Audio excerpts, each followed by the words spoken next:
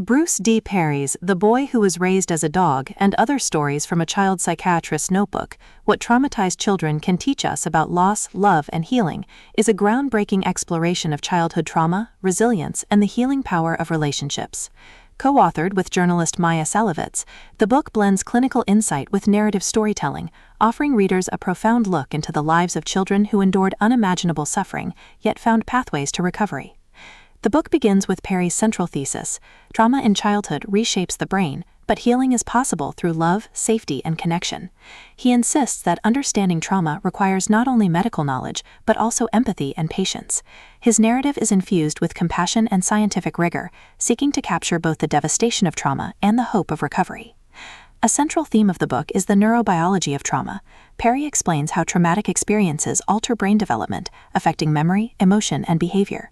He shows how children exposed to neglect, abuse, or violence often develop symptoms that mimic psychiatric disorders but are rooted in disrupted brain patterns.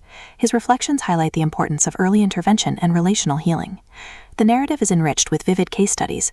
The Boy Raised as a Dog, a child subjected to extreme neglect, whose recovery illustrates the power of nurturing relationships. The Girl Who Was Locked in a Closet, a story of isolation and its devastating impact on development. Children of Waco, survivors of the Branch Davidian siege, whose trauma revealed the effects of violence on young minds. The Foster Child with Rage, a boy whose violent outbursts masked deep pain and fear. The Resilient Survivors, children who, despite severe trauma, found healing through therapy and love. Perry also explores the role of caregivers. He describes how parents, foster families, and therapists can provide the stability and affection that traumatized children need. His reflections highlight the importance of consistency, patience, and empathy, showing how healing is relational rather than purely medical. The book examines the broader implications of trauma.